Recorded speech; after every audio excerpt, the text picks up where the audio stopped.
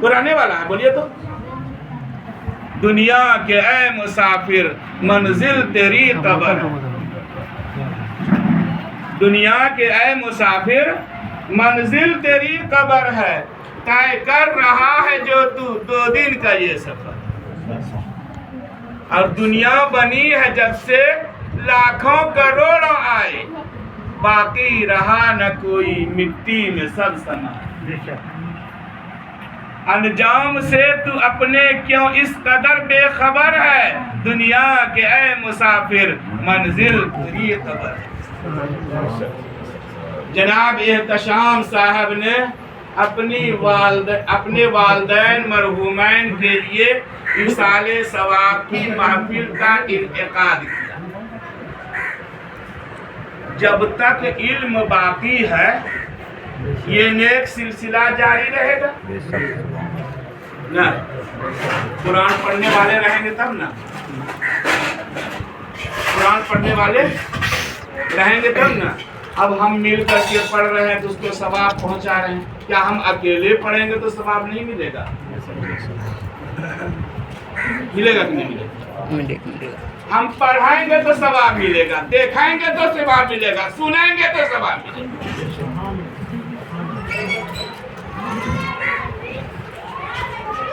अब हम सोए रहेंगे तो क्या सवाब मिलेगा? हम लापरवाही करेंगे तो क्या सवाब मिलेगा? तो अल्लाह के रसूल ने इरशाद फरमाया, क़यामत की निशानियों में से एक ये भी निशानी है कि इल्म उठा लिया जाए।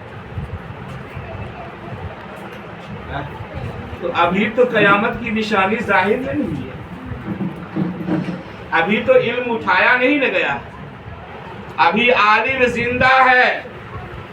अल्लाह के रसूल की बातों पर हम और आप हल्का ही सही इतना देर जो बैठे हैं और इसमें सुबहान अल्लाह कहा, अल्हम्दुलिल्लाह कहा, मौलाना साहब की तकरीर सुनी, तो सुनने का भी सवाब, पढ़ने का भी सवाब, देखने का भी सवाब। और आलिम से जिसने मुसाफा किया, मेरे आका फरमाते मुझसे मुसाफा किया, जो आलिम की सोहबत में बैठा मेरी सोहबत में बैठा, जो आलिम की सोहबत में बैठा मेरी सोहबत में बैठा, और जो मेरी सोहबत में बैठेगा क़यामत के दिन अल्लाह तबारक व तआला वो मेरे साथ उसको बैठाएगा। सुभान अल्लाह, तकबीर, शाम की महफिल में बैठना भी सवाब का एक जरिया है।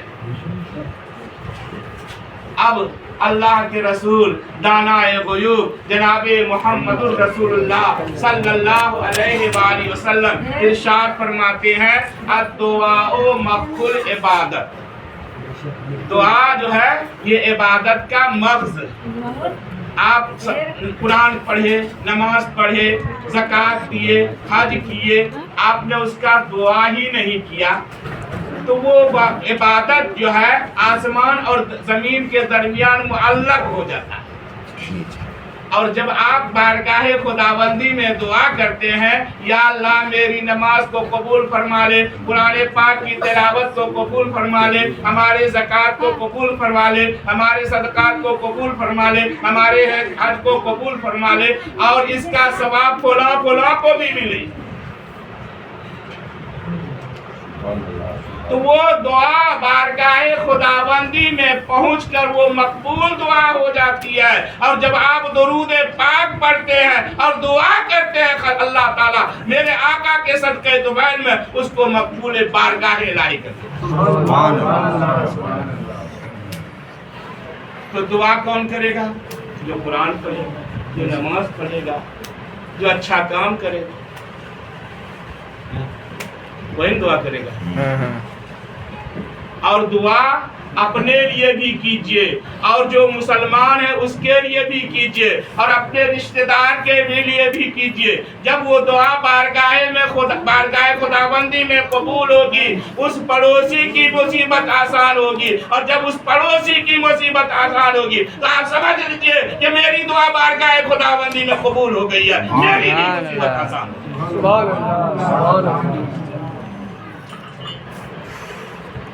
और दुआ किस तरह से करनी चाहिए? दुआ کس طرح سے کرنی چاہیے؟ اللہ کی بارگاہ میں جب آپ ہاتھ پھیلاتے ہیں تو اللہ تبارک و تعالیٰ دیکھ رہا ہے. ہم خدا کو نہیں دیکھتے ہیں میرا خدا کیسا ہے، لیکن میرا خدا دیکھ رہا ہے. میرا بندہ مجھے بغیر دیکھے ہوئے میری بارگاہ میں فریاد کر رہا ہے، مجھے یاد کر رہا ہے، میرا نام لے رہا ہے. ویسا میرا محبوب بندہ. بے شک بے شک. سبحان اللہ.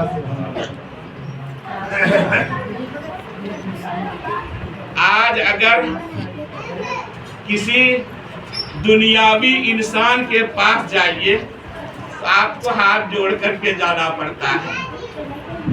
پولیس دیکھیے، سپاہی دیکھیے، پرمکھ دیکھیے، مخبری دیکھیے، جو اس سے بڑے عہدے والا ہے اس کی بارگاہ میں جاتا ہے تو وہ ہاتھ جوڑتا ہوا جاتا ہے.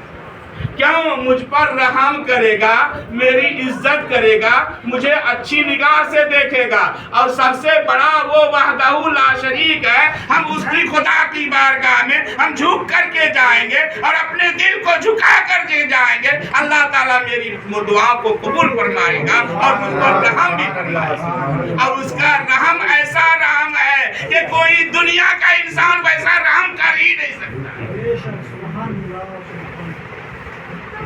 تو دعا کیسے کرنی چاہیے؟ آپ کا ہاتھ سیدھے کے نزدیک.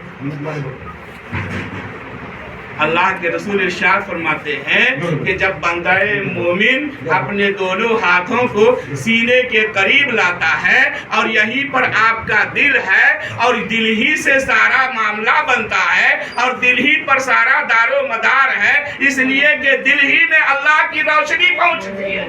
سبحان اللہ.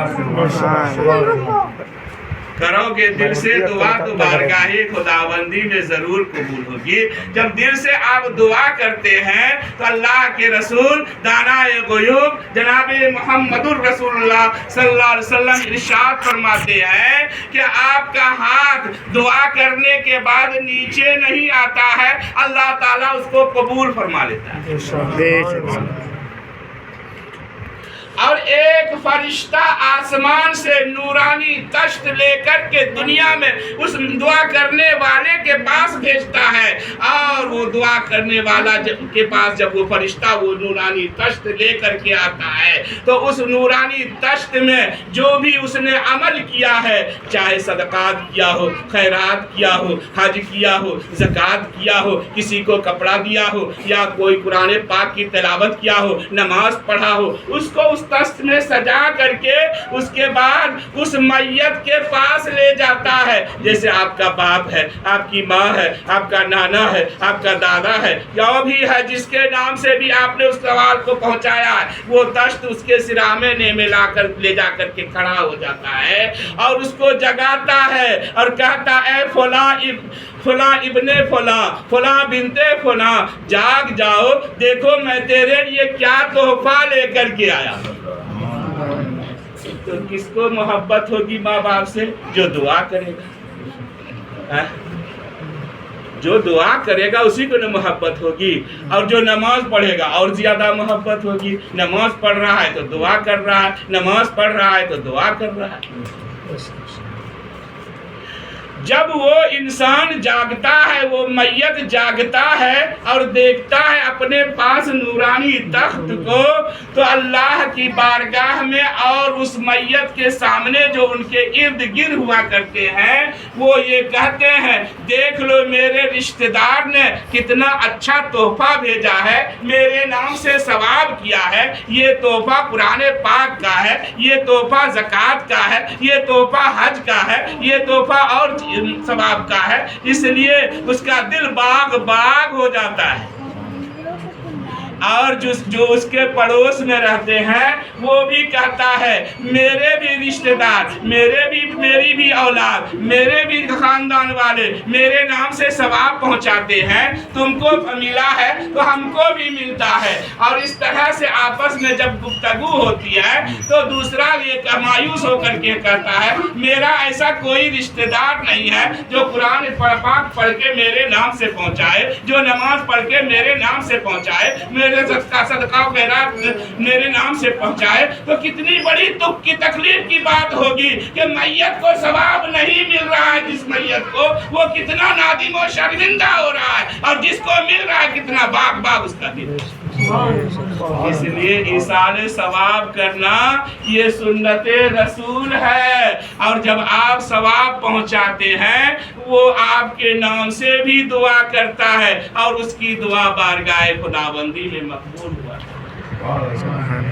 एक बुजुर्ग की कब्रिस्तान से गुजर हुई, उसने देखा कि बहुत से लोग खड़े हैं और बच्चे अच्छे लिबास पहन करके हैं, एक नूरानी तख्त उनके सामने रखा हुआ है, और उसमें एक तश्त है जो उसमें बहुत सारे सवाब का तोहफा वहाँ पर पेश किया गया है। इस तरह से वो लोग बुजुर्ग उसके करीब पहुँचे और उसके बाद उससे कहा कि यहाँ पर आप लोगों की क्या भीड़ लगी हुई है। कहा हम कब्रिस्तान के मैयत हैं, और एक शख्स ने हम लोगों के नाम से कुल हु वल्लाहु अहद शरीफ पढ़ करके उसका सवाब हम लोगों को पहुंचाया है, उसी को साल भर से हम तकसीम कर रहे हैं।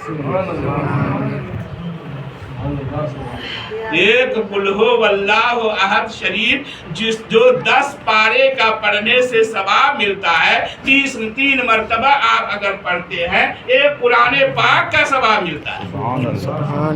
कितना अच्छा बेहतरीन सूरत है। वो पढ़ करके हमारे नाम से इसाल सवाब किया, उसी को हम तकसीम कर रहे हैं। एक शख्स उससे अपने कब्र के पास बैठा हुआ था, कहा तुम क्यों नहीं जाते हो वहाँ उस मजलिस में सवाब लेने के लिए। उसने कहा मेरा एक बेटा हाफिज कुरान है, जैसे जनाब एहतशाम साहब अपने माँ बाप की औलाद है, अब सुबह चाहेंगे उस वक्त पढ़ेंगे, दोपहर चाहेंगे उस वक्त पढ़ेंगे, शाम चाहेंगे उस वक्त पढ़ेंगे, जोहर की नमाज पढ़ेंगे वो सवाब पहुंचाएंगे, असर की नमाज पढ़ेंगे वो सवाब